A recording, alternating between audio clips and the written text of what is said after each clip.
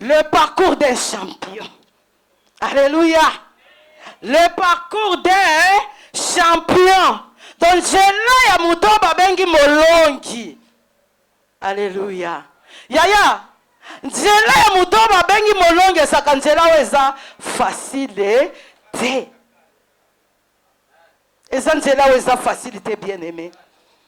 Bien aimé, eza nzela oyo etondi na babaku.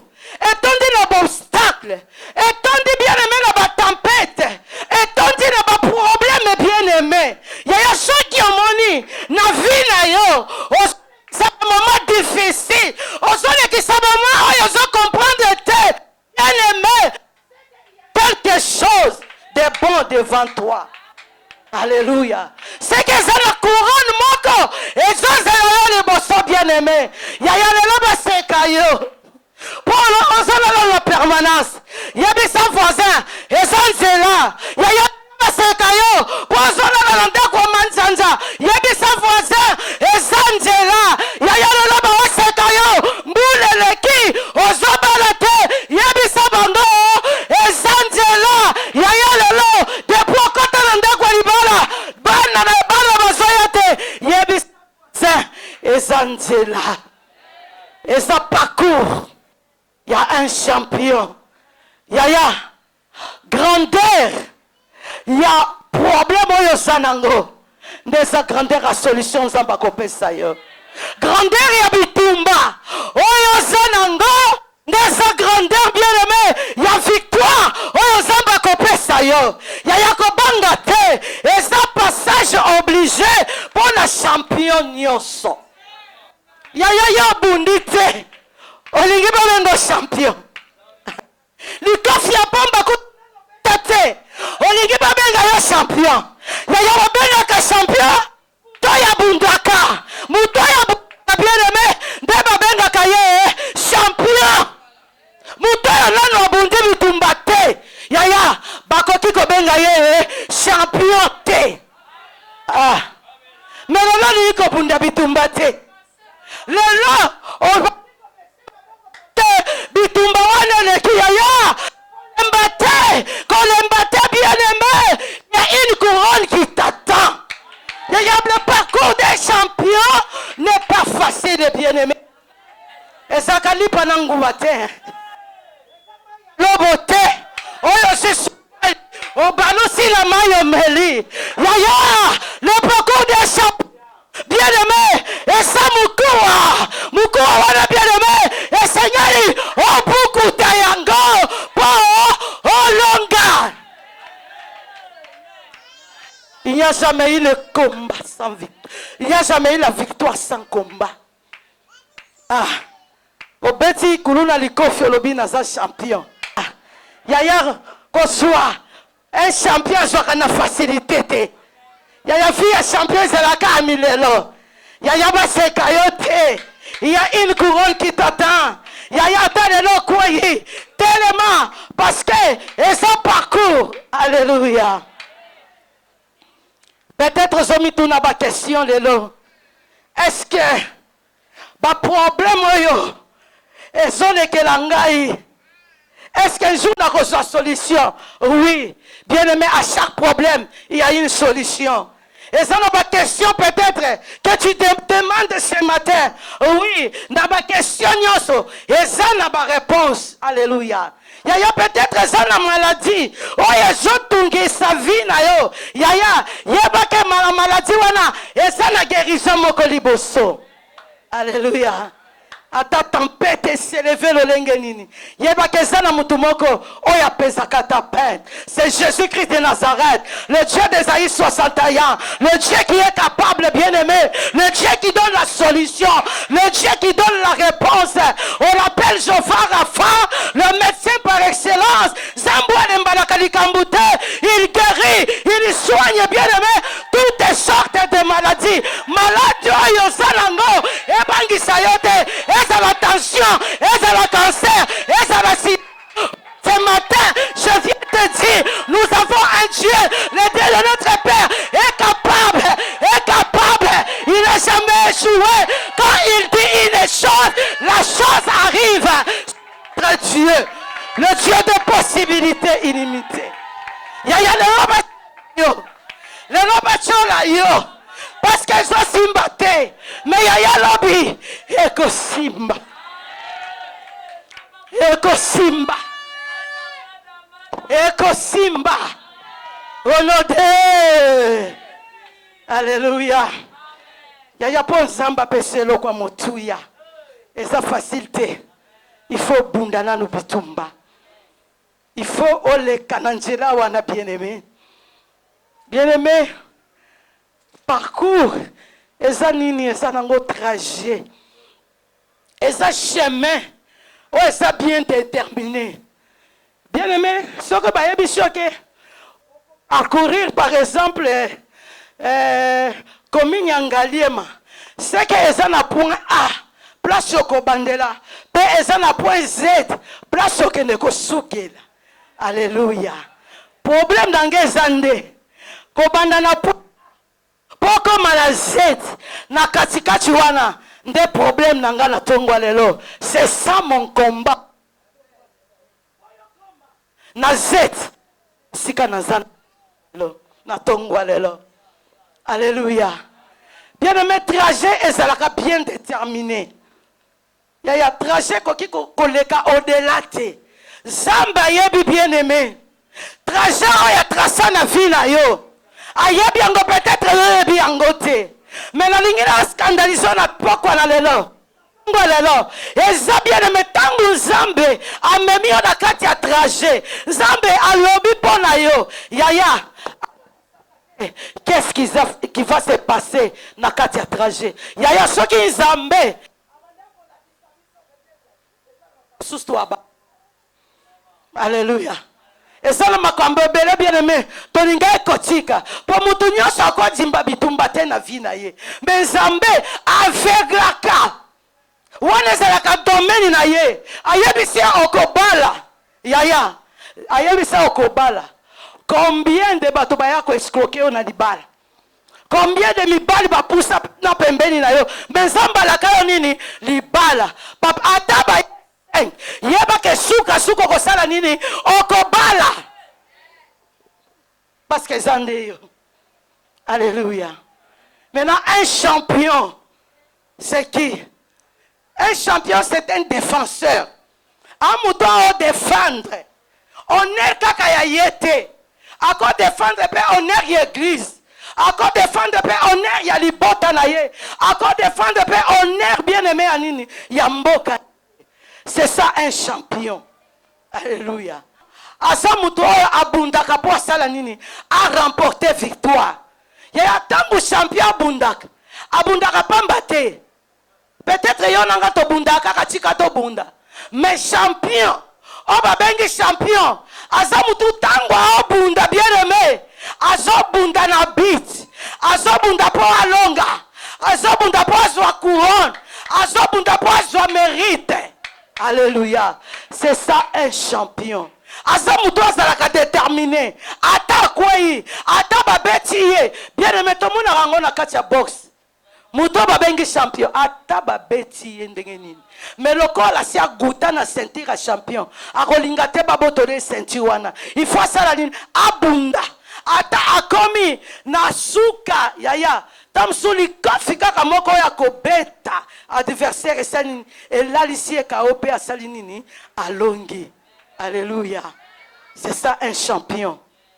Un champion bien-aimé azamuto ya soka na facilité te. Il faut abunda pe asali alonga. Totelemi, nous allons honorer la parole de Dieu. Tozana mukanda Genèse 13 15 à 17. Après tozui Genèse 14 et à 4. Tobandina na Genèse 13 15 à 17. Je dis, Genèse chapitre 13, et verset 15 à 17. Nous lisons pour la gloire de Dieu. Amen. Car tous les pays que tu vois, je les donnerai à toi et à ta postérité pour toujours. Je rendrai ta postérité comme la poussière de la terre, en sorte que Si quelqu'un peut compter la poussière de la terre, ta postérité aussi sera comptée. Genèse chapitre 14, 1 à 4, je lis pour la voix de Dieu. Dans les temps d'Amnaraphel, roi de Shinéar, d'Arjok, roi de Élazar, de Cordial-le-Mer, roi de Balaam et de Tidéal, roi de Goshim. Il arriva qu'ils firent la guerre à Béra, roi de Sodome, à Birsha, roi de Gomorre, à Shineab, roi d'Abnama. 17. Après qu'Abraham fit revenir vainqueur, vainqueur de Kedorlaomer, et des rois qui étaient avec lui, le roi de Sodome sortit à sa rencontre dans la vallée de Chavé, qui est la vallée du roi. 18. La parole de Dieu. Bien-aimé, Aweza, l'isolo Abraham. Bien-aimé, Abraham, Zamba Sala qui est promesse. On a la Genèse 13. Bien-aimé, Asali est promesse. Ayebisi akopesa ye mboka. Pe akopesa ye ki postérité. Alléluia. Mais souka ki kaka wana te tangwa la kisi ya lobi telema bandako tambola o parcourir mboka. Yaya njoka nde nakati ya mboka wana oyo Nzambe apesa ki ye bien-aimé. Ezala o Nzambe asalaki na Abraham. Mais na kati ya mboka wana ezalaki na barwa ya makasi bien-aimé basanganaki wana soko kitina ndoko landango bien barwa basangani bien-aimé barwa ya makasi basangani pona ko sala nini ko bundisa bikolo ezalaki na kati ya mboka wana bien-aimé Bible ezoloba babundisaki pendant 12 ans. Alléluia. 12 ans. Bitumba ezalaki na mboka oyo Nzamba alakaki nani Abraham. Mais Nzamba yebisi Abraham telema bandako parcourir mboka bandako tambola na mboka wana nde mboka na sali nini nakopesa yo ango. Yaya ayebisaki Abraham te ke na kati ya mboka wana bitumba ezalaki. Ma yebisi kaka telema osala nini obanda kotambola na mboka wana. Yaya pendant 12 ans. Mais tango Abraham a parcourir mboka. Yaya akutani na batu wana babanda kombunisa mboka wana parce que ezalaki mboka oyo Nzamba alakaki ye. Yaya eza facilité. Bible ezoloba na 17. Abraham asalaki nini? Ki molongi akati ya bitumba oyo ezalaki à la fin, bayaki ko honorer et pas Melchisedec. Alléluia. C'est pour vous dire ceci. Promesse que vous allez bien aimer. Quand on a côté, quand vendre te payer c'est la promesse. Parce que la kati Angela ya promesse. Na kati Angela ya lipamboli. C'est honnêtement.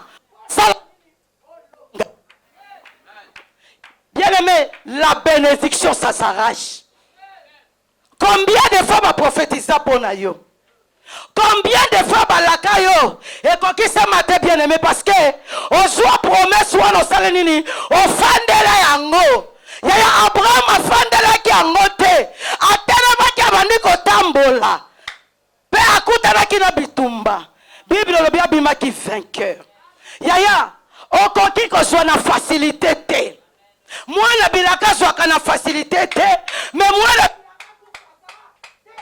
Yaya bilaka la zambe pour la kate. Suka ekoko kisamakaka. Yondo salanini, lève-toi. Il y a un chemin que toi tu dois parcourir pour arracher ta bénédiction.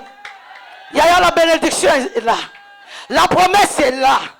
Mais lève-toi ce matin.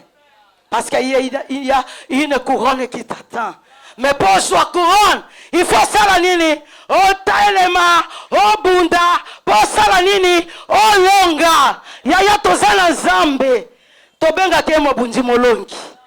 Azonga kasimate na bitumba na yo. Ya longa kakaka. Yaya zambe na koma kosi ya libota na yo. Il était le lion de la tribu de Juda.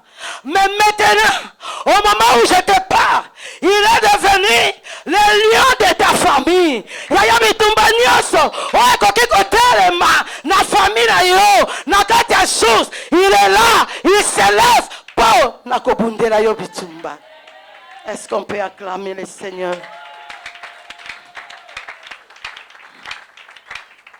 C'est ça un champion. Il faut bunda bien-aimé. Attaque et simbate. Ne baissez pas les mains. Parce que ça n'en sait là na yo. Nde yo kokango la libota na yo. Peut-être bien-aimé se comprendre été. Et ça kakapona yo tozo souffrir. Bitumba one sa pona yo te. Bitumba one sa pona libota na yo. Parce que libota na yo esa ya kokangama. Libota na yo esa la kati ya mabulu. Mais na zela na yo tango yo ko tele ma bien-aimé oko délivrer libota na yo. Alléluia. Les lozo souffrir tam sous ces apo pour lobio comme malamu te pour libota na yo ebi manakati ya passe. Libota na yo ebi manakati ya malédiction. Voilà pourquoi les lots osent souffrir. Alléluia. Bien-aimé, tous en a quelques points. Babengi yo champion. Ato olobela sur le parcours d'un champion. Nzela ya molongi. Il y a un champion. Premier point. Azamuntu il faut azala na histoire. Alléluia. Un champion doit avoir une histoire. Yaya. Babengi yo champion. Obeta nani? Ouchi wapi? Ozokende wapi? Molingi babenga yo champion. Yaya champion za mutolo azalaka na histoire ya kobete la bateau. Cherche à faire une histoire dans ta vie. Yaya histoire wana ndeko mema yo na élévation. Histoire wana kobete la bateau. Yaya ndeko komiso mutu munene. Totangi bien-aimé. Tozana 1 Samuel 17, 32 à 37. David avait une histoire.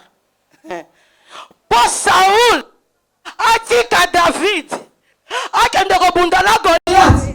Il fallait David à Salamine. Avec Ali Solo, Tolanti bien-aimé. 1 Samuel 17, 32 à 37.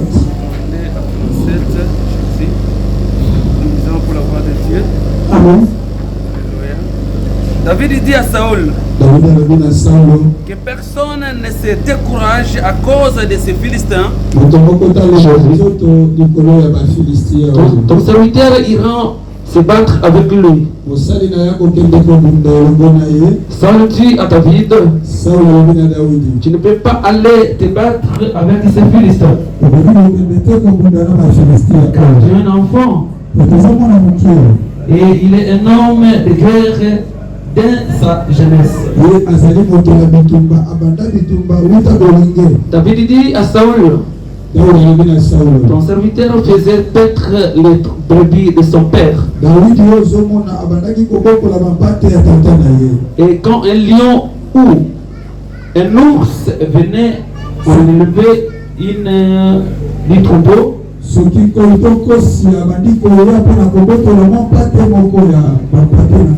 courais auprès de lui.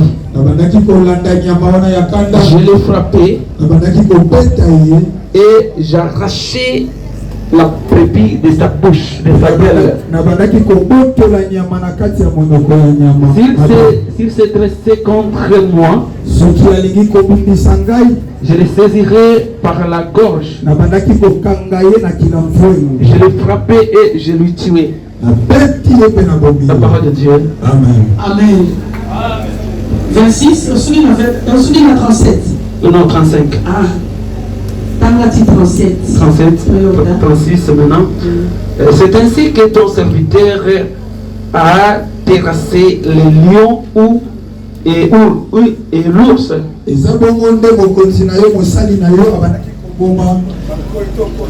en sera du Philistin.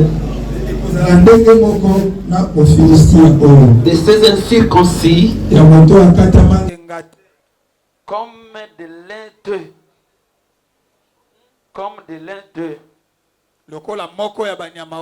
Car il a insulté l'armée du Dieu vivant. David dit encore, l'Éternel qui m'a délivré de la griffe du lion et de la patte de l'ours, me délivrera aussi de la main de ces Philistins. Et Saül dit à David, va, et que l'Éternel soit avec toi. Et c'est la parole de Dieu. Bien-aimé, on acclame pour la parole de Dieu. Bien-aimé, nyonso touti koyoka ezali solo oyo David azobetela roi Saul. Alléluia.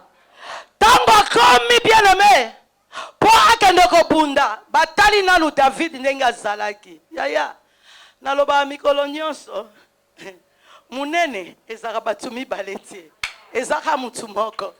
Yaya kimukuse ezaki incapacité te. Alléluia. Zambe soka linga tombola mutu atalaka agité atalaka utite bien-aimé. Yaya David azalaki mwana mukie. Yaya nakotala David na Goliath. Il n'y a pas match. Goliath a David a poussé na te. David avait une histoire. Alléluia. Il avait une histoire bien aimée. Tango bandaki ko peut-être ba troupeau atata na ye abomaka ours na lion. Ah, atali ours na lion. Na incirconcis wana. Donc ndenge zamba longi saki na koboma ours. Sikopo na incirconcis wana osaleni. Asan akoboma ye. Ya tangu roi abandi koyoka lisoko wana. Alobi tie Petiolo abomaka ours. Na lion abotola penza ours na ndaku na munoko ya lion seke. Baona bazalaka banyama kanda. Ya ours na lion okoki kokutana na ye boyeti. Soit ako dévorer et puis a panji yo. Alléluia. Mais ces jours-là, bien-aimés, tant que roi azoyoka lisolo, azoyoka histoire wana bien-aimé. Ah, roi salinini, motema na ye salinini, et sepele lobite, c'est que mutoyo asa capable ya kosala nini, ya kokwesa Goliath. Bien. Alléluia. Roi yebisi David nini, kende kobunda nzamba zala na yo. Yaya, quand tu as une histoire, histoire wana ndeko salake emema yo na grandeur. Histoire wana ko salake okama moto monene bien aimé. Okamba na yo ata batu mibale te. Osata na parcours te na kambo nzam. Mais lelo lingobi maliter. Lelo salata. Ah, lelo lingobi maliter yaya. Tu dois voir une histoire.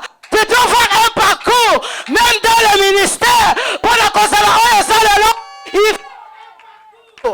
Tu n'as pas un parcours, tu n'as pas droit à l'élévation. Pas un parcours, tu ne peux pas être couronné. Tu n'as pas un parcours, tu ne peux pas être élevé. Parce que tu n'as pas de parcours. Histoire l'uni yokobete la batte. Ouchi wapi? Obimeli wapi? Ah, comme indenga nini? Pour yokoma leader. Tu dois avoir une histoire. Alléluia. Vois une histoire, un parcours dans Zambé. Pour comment leader, pour comment molongi po bandima yo toza mosali.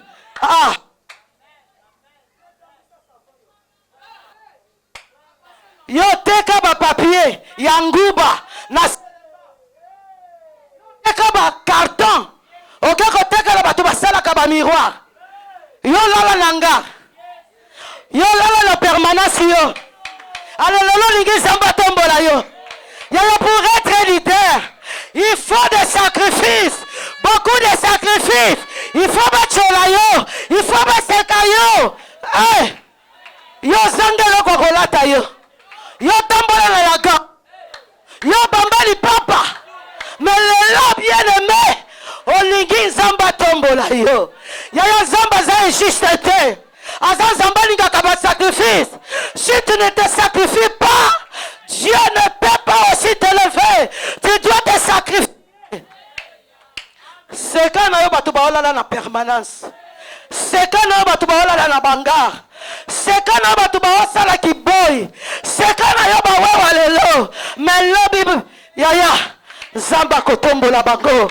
Parce que ça parcourt. Et ça parcourt des champions. Un champion doit avoir un parcours. Alléluia. Alléluia. Yaya koseka kamuntu teo ya sa pembeni na yo. O azoleka ba moment difficile. Soutiens ton frère dans la prière. Soutiens ta soeur dans la prière. Encouragez-les. Banda kolendisa ye. Yabisa yeza chemin. Il y a une couronne qui t'attend. C'est une histoire.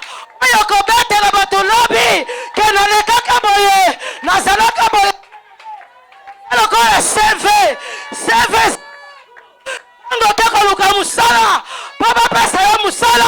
Il faut que ça s'appelle. Oh, il faut que ça histoire. Il y a vie là, il y a petit de fête. Tu veux être ceux qui ministre, ceux qui docteur, aux autres n'a pas côté. On me bengi pe champion. Quel champion? Tu as quelle histoire? Tu as quelle histoire, bien-aimé? Tu dois avoir une histoire dans ta vie. Alléluia. La deuxième des choses pour un champion, Alobi, cours pour remporter la victoire.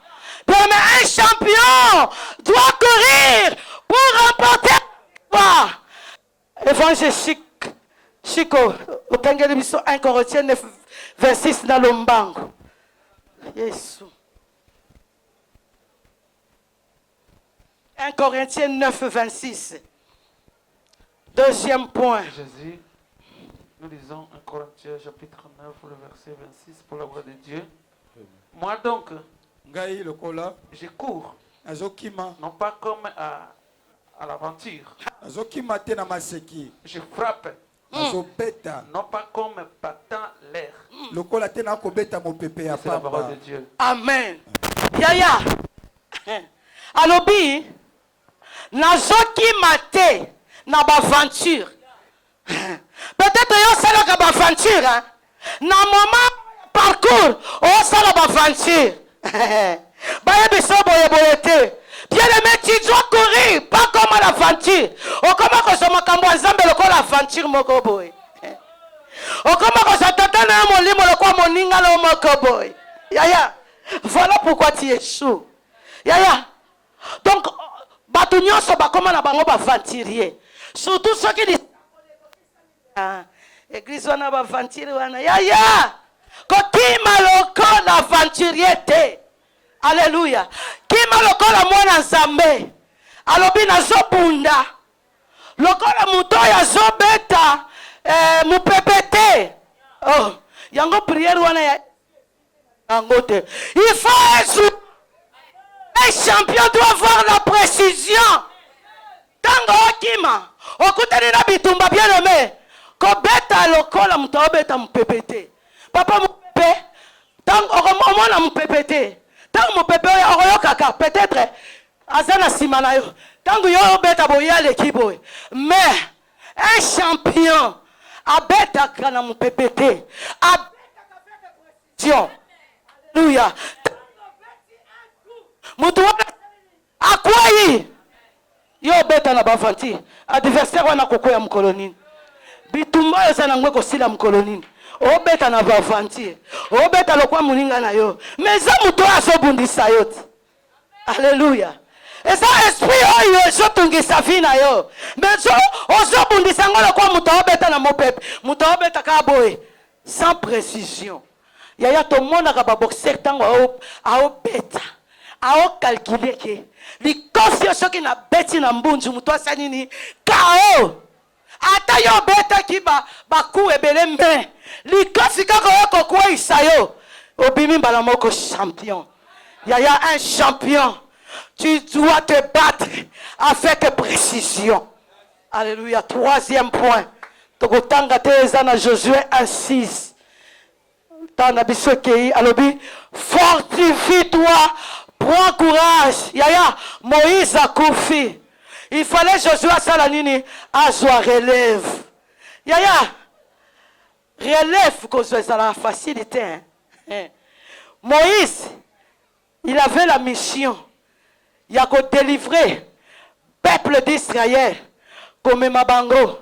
Mais mission n'a pas soukaki.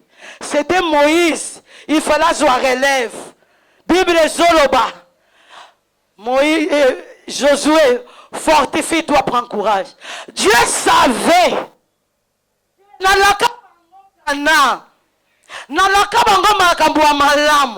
Mais la il y avait le Jourdain. Oh, Josué, à travers Israël. Il y a peut-être la minute dans Zéla na yo. Et ça na Jourdain. Et ça na maïmo kwa muneno et ça kwampecho salanini au traverser. Mais tu vas traverser au nom de Jésus. Alléluia. Voilà pourquoi si Josué fortifie-toi, prends courage. Facilité. Nakati qui na bitumba pour bango bakotina yaya il fallait babundana ba fils d'Anak il fallait babundana ba géant il fallait bakutana bien aimé na ba moyen bakutana na bikolo ba déloger bango pour ba fanda yaya ko déloger monguna pour au posséder ce n'est pas facile. Voilà pourquoi on a dit à Josué fortifie-toi, prends courage, pour cela c'est là, il y a ballon. Alléluia. Bien-aimé, quatrième point. Dieu prévoit une solution pour ton problème. Bien-aimé, je voulais dire, Zambé appelle ça comme une solution T. Parce qu'il a un problème à l'immédiat. Oyokanga. Zambé appelle ça comme une solution T. Parce que Moutouana a un problème. Mais Dieu prévoit une solution. Donc Zamba a la solution. Avant qu'il y ait un problème, Zamba a déjà la solution pour nous. Est-ce qu'on peut acclamer? On peut acclamer Dieu. Je disais ceci. Zambé a la solution parce que tu as un problème maintenant. Mais Dieu, avant qu'il y ait un problème, il a déjà une solution pour toi. Il a déjà vu une solution pour toi. Et c'est la solution encore. Mais maintenant, le monde il y a une solution que Dieu a prévue pour toi. Souka, Okolonga, malgré ma tempête, malgré ma problème, Okolonga, bien-aimé. Parce qu'il y a une solution. Ah. Il y a mon conzam. Ayabisi Abraham. Mata. Nangomba oke nogosala. Qui est Isaac? Solution est à côté. Il y a la solution à ton problème. Est à côté de toi. Et ça ne m'a. Toi, c'est un champion. Dois obéir au coaching. Il y a un champion sur un coach. Alléluia. Un champion doit avoir un coach. Il y a un coach. Tu dois obéir à ton coach. Il y a banda komituna. Est-ce que na kacha parcours oyo coach alobaka, oyo papa alobaka. Est-ce que j'obéis? Voilà pourquoi j'ai mon solution. Et ça, musika na yo. Bien-aimé, même Jacob, Dieu savait que Nzalekoya na mboka. Il a dépêché Joseph. Alléluia. Ah, bien-aimé, Dieu savait. Jacob était un homme béni. Dieu l'avait déjà béni. Tant qu'on a changé comme on a hier en Israël, comme Israël, Zambé a pambolaka déjà. C'est que Israël a salaka déjà, Moutoumounen est bien aimé. Mais le problème c'était quoi? Et c'est là qu'il y a une période, moko. Auto benga ka période de vache mec, il y a difficulté comme qui. Comme à paix. Même si tu es un champion. Même chose à Mouto Pambo. Et comme à la moment moko. Toujours n'a pas problème. Mais Zamba e bakike, Nzale ko frapper bango. Il a dépêché Joseph. Mais alléluia. Bien aimé. Le premier nion son a kachalibot. Bazalaka toujours selon Dieu, selon Tawana. Mais pas aujourd'hui. Zamba kotombo la pe muto suka. Alléluia. Mais tinik wana. Oyo. Jacob a salaka pona Joseph. Et l'ingake c'est la tinik yanani. Ya Ribin, lui qui était l'aîné, qui avait l'autorité à Boumana Liboso. Mais à cause de Bambeba ya Ribin. Alléluia. Jacob a aimé qui? Joseph. Asalela qui est tunique wana. Cette tunique représentait quoi? Il y avait la royauté, il y avait la supériorité. Nakasa tunique wana. Baboto la tunique supériorité zalaki kakakati na ye. Bukonje etikala kikati na ye. Yaya bayi bayo nyonso mais eloko kati ko permettre te bayi bayo yango ko sala yo lobi okoma mutu munene. Yaya parcours à Joseph, ce n'était pas seulement pour que Joseph a comme premier ministre pour la ye, c'était a comme premier ministre pour la libota na ye, pour la tata na ye, alongo la libota na ye na kati pasi.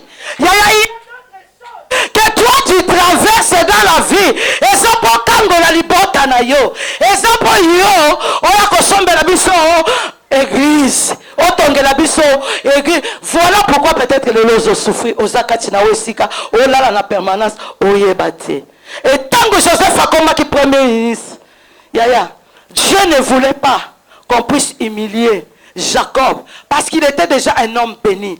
Pendant ce bien-aimé, ce qui Joseph a kendaka kaka na Jacob mbalamoko balingaki bakoma ba esclave ya Pharaon. Alléluia. Natawana balingaki bazala nini ba esclave. Mais tango Nzambe atomboli Joseph comme premier ministre. Yaya, c'est que na famille esalinini etombwa. Papa na ye akomi na mboka wana. Bible zolo baba pesa ki mabele qui mboka Goshen. Oh, ezalaki mabele ezalaki fertile. Alléluia. Bien-aimé, parcours, il y a un champion. Il y a makambu nyonso Joseph akutani ba prison banini. C'était pour un but. Ce n'était pas seulement pour lui, mais c'était aussi pour sa famille. Aboyaki Jacob azala humilié parce que Jacob azalaki un homme béni, un homme que Dieu avait aimé.